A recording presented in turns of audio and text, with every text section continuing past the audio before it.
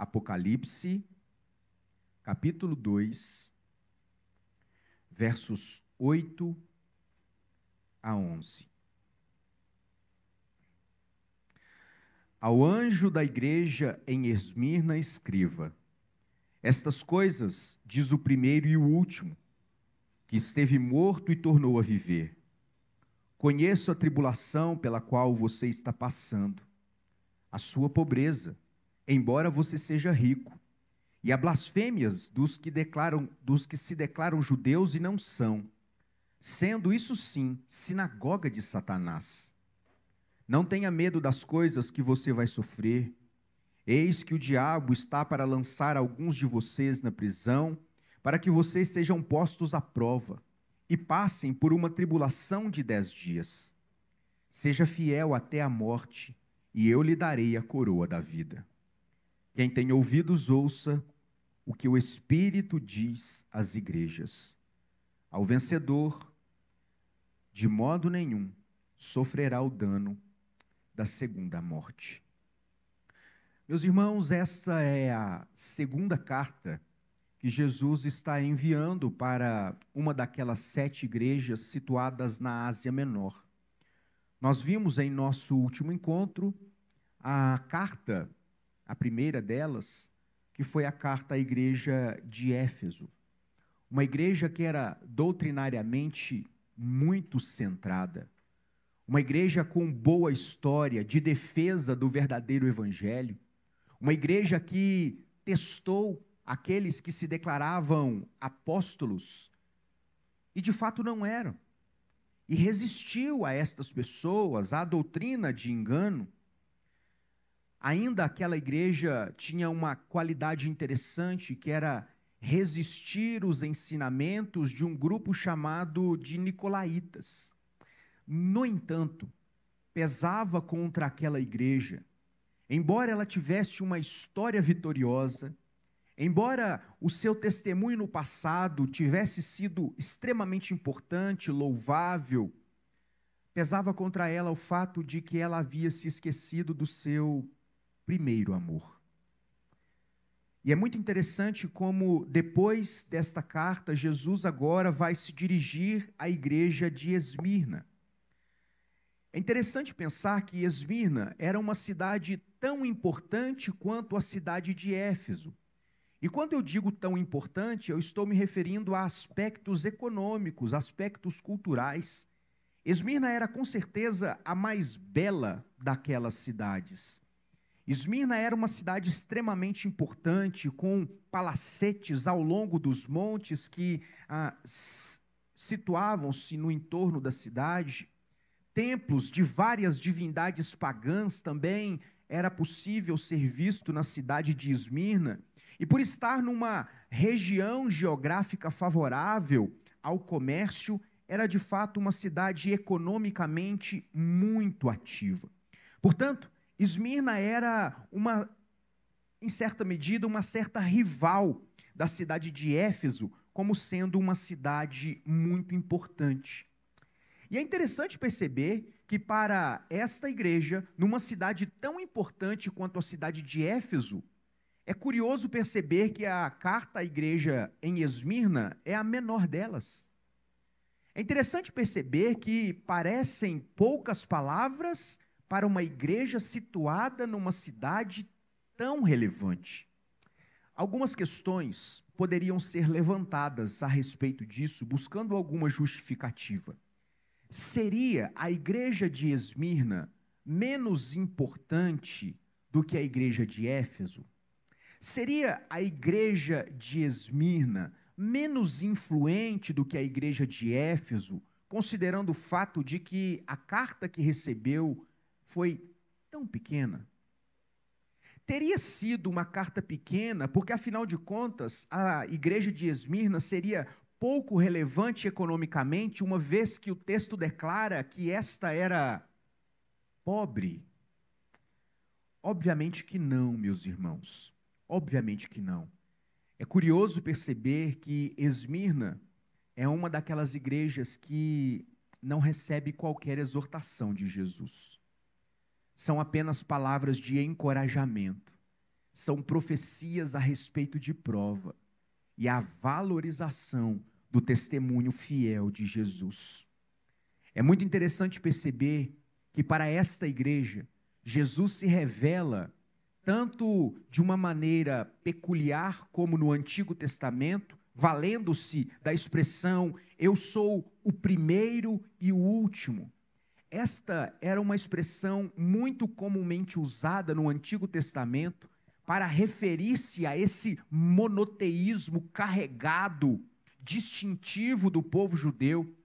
É muito interessante que foram estas palavras que o próprio Deus usa na profecia de Isaías para referir-se a si mesmo, como sendo o primeiro e o último, sendo completo, único. Isaías 44, verso 6, Deus também faz esta afirmação. Mas ao mesmo tempo que Deus, que Jesus aqui se revela à igreja de Esmirna de maneira peculiar no Antigo Testamento, ele também o faz de maneira muito característica, condizente com a mensagem neotestamentária, quando ele diz: eu sou aquele que esteve morto, mas tornou a viver.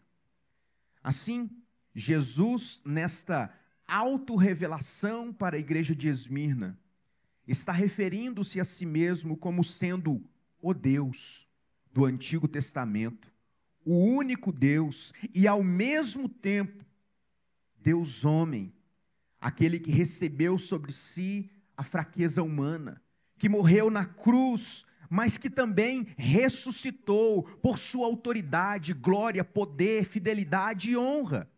É muito interessante perceber como Jesus se revela para a igreja de Esmirna como sendo o Deus do Antigo Testamento e o Deus homem do Novo Testamento, que de fato morreu, que levou sobre si os pecados da sua igreja, mas que para a glória do Senhor ele também ressuscitou.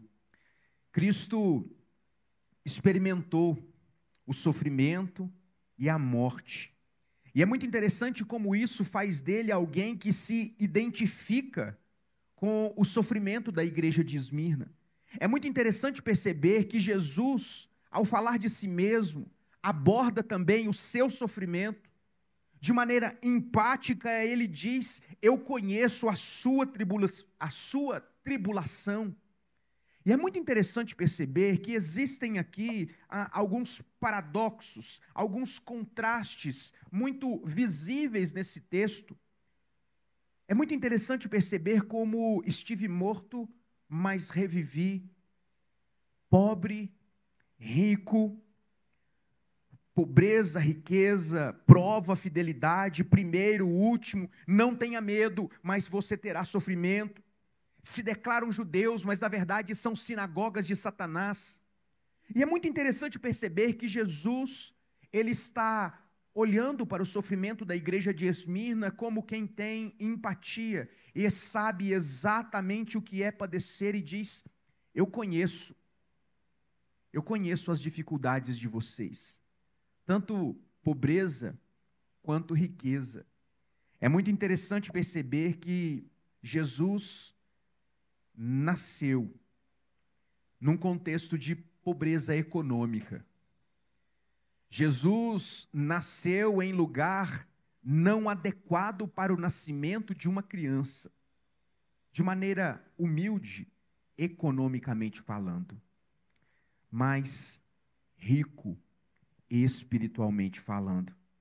Portanto, perceba como Jesus está se referindo à igreja de Esmirna como alguém que sabe exatamente aonde aperta o calo, como alguém que sabe exatamente o que é ter que passar por tribulações, o que é viver num contexto de privações econômicas, mas ao mesmo tempo ser rico espiritualmente.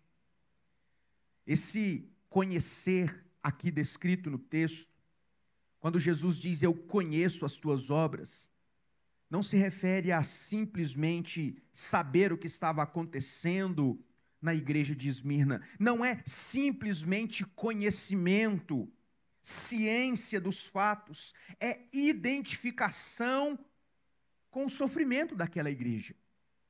É como se Jesus dissesse àquela igreja: eu sei o que é sofrer, porque eu sofri como vocês sofreram, estão sofrendo. O fato de Jesus dizer que aquela igreja era pobre, mas na verdade ela era rica, parece indicar o motivo pelo qual Jesus faz esse elogio. Como assim? É pobre ou é rica? É possível alguém, uma cidade, uma pessoa, uma igreja ser pobre e rico? A pobreza de que esse texto se refere é com certeza a pobreza material. E é muito interessante que, por ser elogiada nesse contexto, isso parece indicar que a pobreza daquela igreja era resultado do seu afastamento com a contaminação idólatra de que ela estava inserida na cidade de Esmirna. Portanto, a decisão da igreja de Esmirna em não se aproveitar de questões socioculturais para aferir resultados econômicos é elogiada por Jesus. E por isso Jesus está dizendo aqui: vocês são pobres. Mas sabe, na verdade, vocês são ricos. Eram pobres como resultado da fidelidade a Deus, por se afastarem de atividades pagãs, por aquelas atividades que, por dever de consciência, alguém que é de fato servo de Jesus deve se abster. Contudo, justamente por isso, apesar de aos olhos do mundo, economicamente aquela igreja era uma igreja pobre, Jesus está dizendo que ela é uma igreja rica. Ela era pobre economicamente, mas rica espiritualmente. Eles não prosperaram em relação aos bens desse mundo, mas eles acumularam recompensa no céu. E é por isso que Jesus se refere a eles como sendo ricos. Meus irmãos, que lição importante Esmirna traz para nós, quanto àquilo que de fato nós valorizamos na nossa vida. Perceba como esse paradoxo entre riqueza e pobreza parece dizer muito a respeito daquilo que de fato domina o nosso coração. A igreja de Esmirna estava disposta a continuar sendo pobre, se para isso ela tivesse que se manter fiel à mensagem do Evangelho. O texto continua, e na parte B do verso 9 nós lemos, depois de Jesus dizer: vocês são pobres, mas na verdade são ricos. E aí ele continua: e a blasfêmia dos que a si mesmos se declaram judeus e não são, sendo antes sinagoga de Satanás. Perceba mais um contraste. Dizem que são judeus, mas não são. Na verdade, são sinagoga de Satanás. Irmãos, que afirmações contundentes de Jesus. Você já ouviu aquela expressão fogo amigo? Essa expressão fogo amigo é uma expressão criada, ela é comumente utilizada no âmbito militar e ela foi criada por ocasião da guerra dos Estados Unidos contra o Vietnã, onde por falta de planejamento acabava que aliados atacavam aliados e adversários atacavam adversários. É quando você é atacado por alguém que naturalmente te defenderia. E é muito interessante perceber que esse parece ser exatamente o contexto destes judeus, que eram filhos de Abraão por descendência, mas que na verdade se comportavam como filhos do diabo, como sinagoga de Satanás. E perceba, não sou eu que estou dizendo, é Jesus quem está dizendo. E é muito interessante perceber, irmãos, como este, infelizmente, parece ser também um problema atual. A igreja sofre várias pressões ao longo da sua caminhada. Várias pressões são externas, são provas, são tentações, seduções, e nós temos vários exemplos históricos, contemporâneos, a respeito das dificuldades que a igreja enfrenta em ter que lidar com situações externas. Se a parte a pobreza da igreja de Esmirna, refere-se ao fato de que ela lidava com fidelidade à influência externa, a perseguição, a prova que Esmirna passa aqui, era um problema de natureza interna. E eu penso que, infelizmente, esse também é uma questão que parece estar presente nos nossos dias. Existem muitos ataques à igreja que acontecem de dentro para dentro, como numa espécie de implosão. Um ataque que visa desestabilizar, sem um motivo aparente, é desleal, mas acontece. E parece fogo estranho, porque surpreende, vem de onde não se espera. A blasfêmia destes falsos judeus era decorrente de acusarem Jesus falsamente diante das autoridades. E é muito interessante perceber que parece que é exatamente isso que está acontecendo aqui. Quando Jesus, em seu ministério terreno, percorria as regiões da Galileia, ensinando, curando, abençoando, os fariseus, o povo de Jesus, o povo da aliança, não recebeu Jesus. E veio então fogo amigo. Eles mancomunavam-se entre si. Irmãos, os fariseus fizeram o que fizeram, tendo que se deslocar. Imagina se eles tivessem um WhatsApp, grupos fechados, como nós temos hoje em dia, para falar mal da liderança da igreja, do pastor, de determinados ministérios. Imagine o que aqueles fariseus poderiam ter aprontado no tempo de Jesus. E a coisa que nós vemos hoje, fogo amigo. E é muito interessante perceber que parece que esse problema está sendo replicado agora, depois do ministério terreno de Jesus, no momento da igreja. Esses falsos judeus aqui, eles estavam dedurando os cristãos, inventando narrativas, conspirando contra estes cristãos para as autoridades romanas, que por conseguinte estavam perseguindo a igreja. A expressão sinagoga de Satanás parece descrever a sinagoga judaica que existia ali na cidade de Esmirna. E parece descrever ainda, muito provavelmente, o aspecto acusatório, calunioso, que acontecia no contexto da cidade de Esmirna por estes judeus, por nacionalidade, consanguinidade, mas que de fato não eram judeus, o povo da aliança. São chamados de sinagogas de Satanás. Os judeus de Esmirna não queriam que os cristãos tivessem o mesmo privilégio que fora concedido a eles. Porque os romanos, em que pese a dominação, eles eram complacentes com a experiência religiosa intramuros, ou seja, os romanos a priori não influenciavam demasiadamente questões religiosas relacionadas aos povos que estavam sob a sua autoridade. E é muito interessante que aqui, esses judeus, eles estavam fomentando esse ataque contra os cristãos. Nós gostamos desse benefício.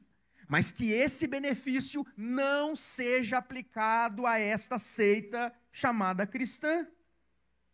Por isso, incitavam as autoridades contra os cristãos. É por isso que existe uma profecia para crentes da igreja de Esmirna. Daqui a pouco tempo, pessoal, vocês serão presos, vocês serão perseguidos por causa destes caluniadores, por causa deste fogo amigo. Percebe, irmãos? Não nasce no Império Romano, nasce no contexto do povo da aliança.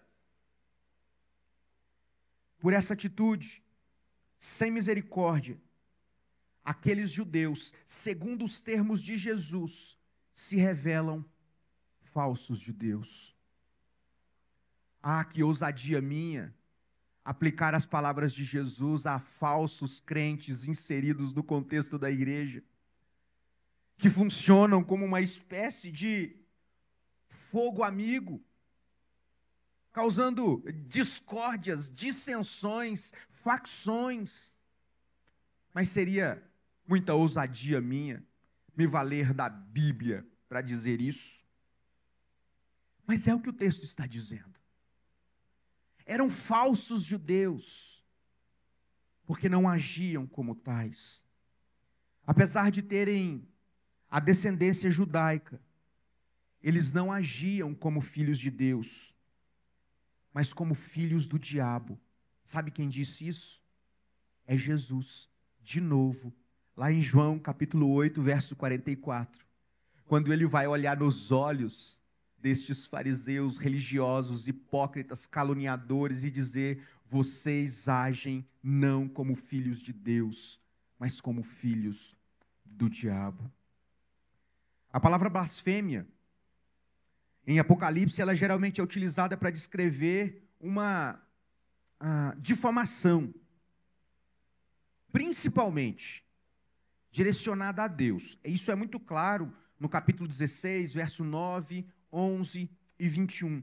Entretanto, ainda em Apocalipse, no capítulo 13, verso 6, é dito que a besta, abre aspas, abriu a boca em blasfêmias contra Deus para lhe difamar o nome e difamar o tabernáculo, a saber, os que habitam no céu. De maneira que parece-nos muito claro que blasfêmia no contexto de Apocalipse de João refere-se à difamação tanto de Deus quanto da igreja de Deus. Tanto em relação ao Senhor quanto àqueles que foram objeto da graça do Senhor. Alguns paralelos adicionais podem ser estabelecidos aqui, e eu penso que eles são úteis para a nossa compreensão do texto. Parece ser a mesma situação que está sendo enfrentada aqui na cidade de Esmirna. Quando nós nos voltamos para o livro de Atos dos Apóstolos, nós nos lembramos lá no capítulo 13, quando Paulo vai pregar na sinagoga de Antioquia, da Psídia, algo acontece. Versos 44 e 45 dizem assim: no sábado seguinte, afluiu quase toda a cidade para ouvir a palavra de Deus, mas os judeus, vendo as multidões, tomaram-se de inveja, blasfemando, contradiziam o que Paulo falava. Uma outra vez, quando Paulo abandona a pregação na sinagoga para anunciar o evangelho aos gentios, os mesmos judeus, no verso 50 do capítulo 13, instigaram as mulheres piedosas de alta posição e os principais da cidade a levantarem perseguição contra Paulo e Barnabé, expulsando-os do seu domínio, daquele lugar. Um outro exemplo, também específico, que parece nos ajudar nesse caso, está descrito por Lucas em Atos capítulo 18, quando na cidade de Corinto, mais uma vez os judeus blasfemaram contra Paulo por causa da sua pregação, verso 6 do capítulo 18. E na sequência, depois de blasfemarem contra Paulo, por causa da sua pregação, é difamação por causa da pregação, eles levaram Paulo para as autoridades romanas. Atos 18, versos 12 e 13, diz assim: quando, porém, Galho, que era o procônsul da Acaia, levantaram-se os judeus concordemente contra Paulo e o levaram ao tribunal, dizendo: este persuade homens a adorar a Deus de modo contrário à lei. E aí, quando Galho, que era o procônsul, ouve aquela história, ele pensa o seguinte: isso aí é coisa de vocês. É questão religiosa, então vocês que se resolvam entre vocês mesmos. Ocorre, irmãos, que esta compreensão parece ter mudado nos dias de Esmirna, porque estes filhos do diabo, da sinagoga de Satanás, eles parecem ter logrado êxito na denúncia, na calúnia, porque crentes fiéis a Deus na igreja de Esmirna estavam sofrendo, estavam sendo presos. O texto continua. Então, nós somos apresentados aos versos finais, versos 10 e 11, que dizem assim: não temas as coisas que tens de sofrer. Irmãos, mais um paradoxo. Não tenha medo, mas você vai sofrer. Perceba, a antecipação de um sofrimento já presente e que iria ser asseverado. Perceba o contraste. Não fique com medo, mas você vai sofrer. E o texto continua, Jesus vai dizendo: como assim? Que tipo de sofrimento? Eis que o diabo está para lançar em prisão alguns de vocês. Percebem como as calúnias daqueles judeus que eram falsos judeus serviam aos intentos de Satanás? Percebam, irmãos, como esse fogo amigo é uma clara demonstração da ação do diabo no meio daqueles que deveriam caminhar no mesmo propósito. Então, o diabo, por causa dos falsos judeus, da sinagoga de Satanás, vai colocar alguns de vocês na prisão. Mas qual a finalidade da prisão? Jesus continua e explica: para ser dispostos à prova. Ô, gente, para ser dispostos à prova. Quem aí está interessado numa prova dessa?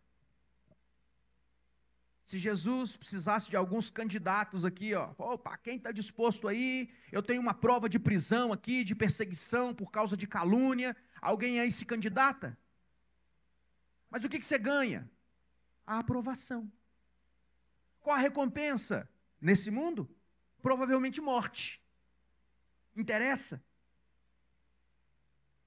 Mas é muito interessante perceber que prova, nesse contexto de Deus, tem como finalidade aprovação e nunca aniquilação. É crescimento. O texto continua: e vocês terão tribulações por 10 dias.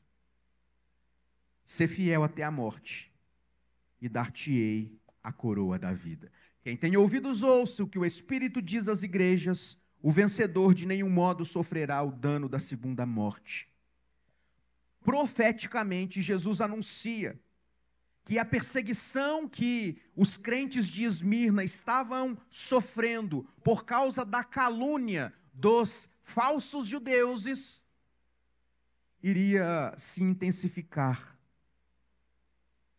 Mas as palavras de Jesus são claras: não tenham medo quanto àquilo que vocês terão que sofrer. A fidelidade deles e a recusa em tomar um atalho proposto pelos falsos profetas, pelos falsos apóstolos, inevitavelmente estava produzindo sofrimento para a igreja. Isso se daria através de um teste muito específico. e, nesse caso, a prisão. Então, ao que tudo indica, muito provavelmente, a acusação dos judeus perante as autoridades romanas levariam alguns destes irmãos à prisão. E é muito interessante que o texto continua dizendo: e vocês passarão por tribulação por 10 dias. Bom, talvez 10 dias indique uma prisão preventiva. Talvez 10 dias signifique, de maneira alegórica, um aspecto perverso e maligno dessa detenção. E por que eu estou dizendo isso? Porque, como nós temos esclarecido ao longo dessa nossa série, os números, assim como outras figuras, assim como algumas visões, objetos, eles carregam um simbolismo muito específico para a literatura apocalíptica. E o número 10 em Apocalipse está fortemente associado a forças malignas. Apocalipse capítulo 9, verso 16, capítulo 12, verso 3, capítulo 13, verso 1, nos oferece argumentos, fundamentos para tecermos esse argumento. A igreja de Esmirna é chamada para permanecer fiel até a morte. Ao que tudo indica, tribulações do inferno, prisão. E eles são chamados para permanecerem firmes até a morte. Irmãos, existe algo de interessante aqui nessa expressão até a morte. Erroneamente, muitas vezes esse texto é lido como se Jesus estivesse falando a respeito da necessidade de nós continuarmos sendo fiéis até o dia que a gente morrer. Perceba, esse chamado é para todo cristão, né? Diz respeito à perseverança dos santos. Só que não é disso especificamente que esse texto trata. O que Jesus está dizendo aqui é a respeito da necessidade de ser fiel, mesmo que você tenha que morrer. Então não se trata de uma fidelidade que se desenrola numa longeva vida de paz, tranquilidade e estabilidade, mas de uma fidelidade que vai ser testada de maneira iminente. Vão caluniar vocês, vão perseguir vocês, vão prender vocês para testar a fé de vocês, mas sejam fiéis até as últimas consequências, nos termos de Jesus, até a morte. Permanecer fiel até a morte significava não apenas suportar um tempo de prisão, mas disposição para, de fato, se entregar por amor de Jesus. Eu vou avançar um pouquinho na história porque eu me lembrei de um mártir importante da história da igreja de Esmirna. Mais de 60 anos depois desta carta, um homem que pastoreava a igreja de Esmirna, chamado Justino, ele foi colocado literalmente contra a parede, ou seja, ele foi perseguido. E ele foi levado à arena, colocado frente a uma fogueira, e foi-lhe dito ou dado a oportunidade de renegar a fé em Cristo, de negar a sua fé e sair ileso. Irmãos, mas nós sabemos que tipo de crente a igreja de Esmirna forja. Policarpo de Esmirna, ele morreu. E enquanto o seu corpo ardia no fogo, ele glorificava a Deus pelo privilégio de morrer por ele. É desse tipo de fidelidade que o texto está tratando. Ela aponta para a morte como consequência da fidelidade.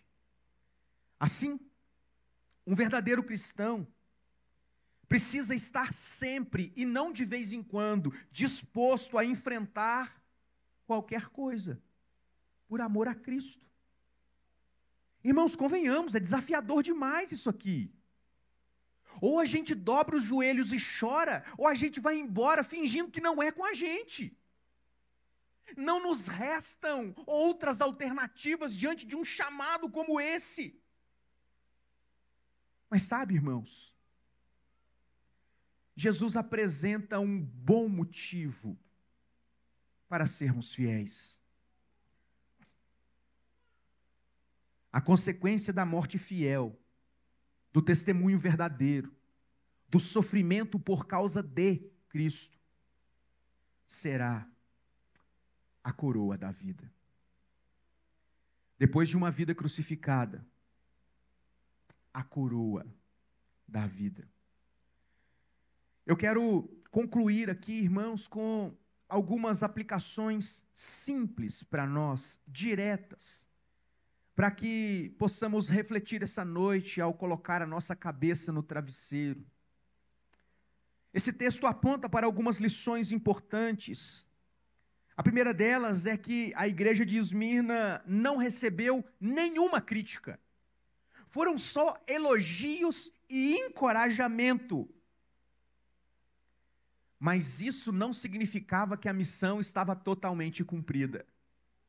Jesus disse, vocês estão indo bem, mas continuem assim.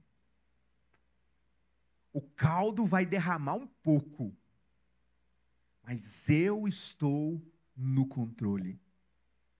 Pode ser, irmãos, que ao olharmos para a nossa vida, nós nos deparemos com crentes fiéis, apesar de sermos pecadores, falhos, incapazes, enfim. Nós somos crentes de verdade, eu quero crer.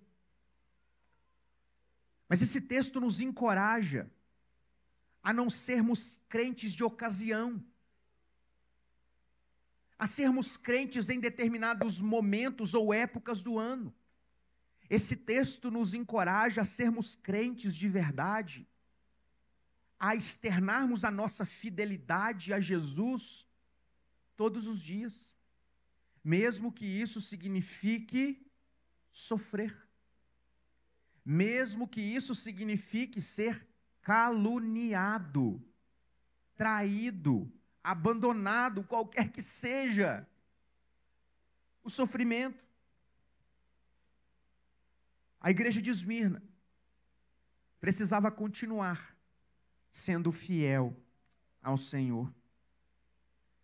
A igreja de Esmirna, em segundo lugar, precisava continuar tendo disposição para ser fiel até as últimas consequências, como nós somos desafiados nessa noite, a sermos fiéis a Jesus até as últimas consequências, até o sangue, se necessário for. O discurso é muito bonito, irmãos.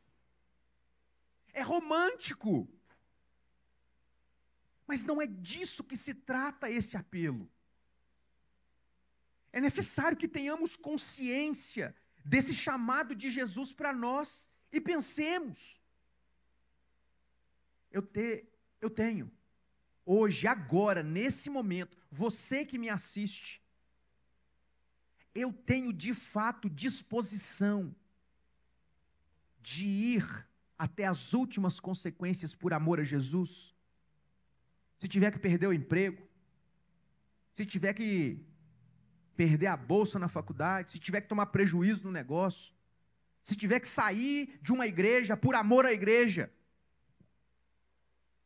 eu estou disposto a abrir mão de conforto, eu estou disposto a abrir mão de estabilidade, eu estou disposto a abrir mão daquilo que fora objeto do meu esforço, por amor a Jesus.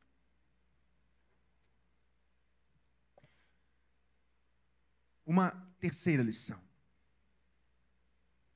A morte, aqui, por amor a Jesus, não é descrita como uma derrota, mas como a porta da vitória.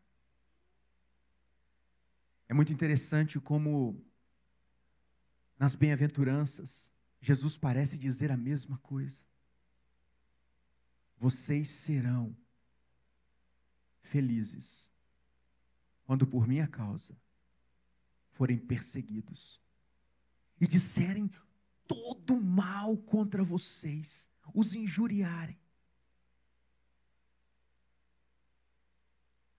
Meus irmãos, suportar a perseguição, as calúnias, a difamação, as tribulações por amor a Jesus, é sofrer, mas é sofrer por um motivo maior.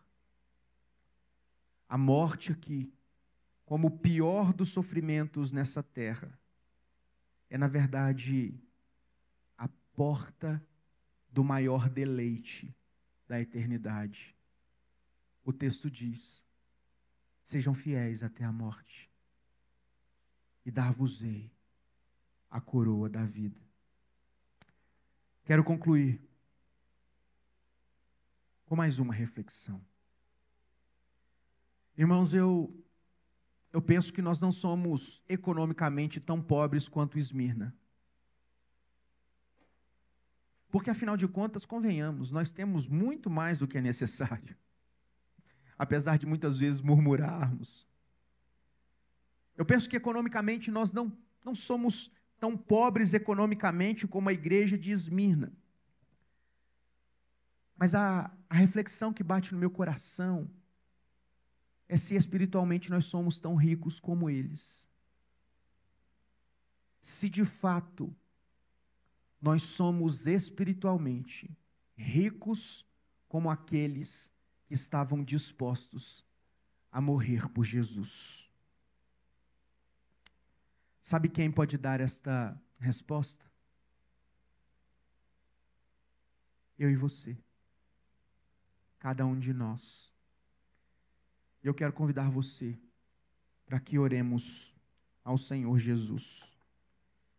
Aquele que sonda o nosso coração, aquele que vê mais do que o exterior, mais do que a aparência, mais do que as nossas ações, aquele que vê as intenções do nosso coração. E diante desse Jesus, o primeiro e o último, como ele disse, aquele que esteve morto e reviveu, que possamos abrir o nosso coração diante do Senhor e pedir que Ele nos dê fidelidade, condições de respondermos com fidelidade. Eu vou inventar uma palavra, esmírnica, como aqueles irmãos ali, as dificuldades que nós enfrentamos. Que Deus nos ajude, vamos orar. Senhor Deus, nós nos curvamos diante do Senhor. Nós declaramos, ó Deus, o quão dependentes de Ti nós somos. E por isso, Deus, nessa noite nós pedimos que o Senhor nos ajude, Pai. Ó Deus, que o Senhor nos ajude a sermos de fato ricos na riqueza que interessa. Que o Senhor, ó Deus, nos ajude a sermos ricos de coisas eternas e não simplesmente de coisas temporais.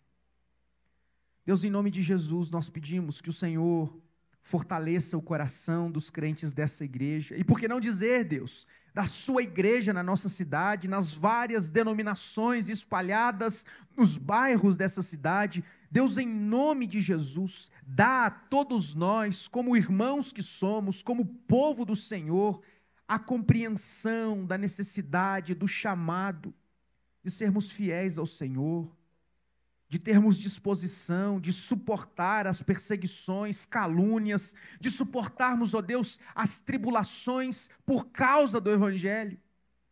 Ó Deus, quebranta o nosso coração, tira de nós todo o orgulho, toda a altivez, tira de nós toda a soberba, Deus, e nos quebra, Deus.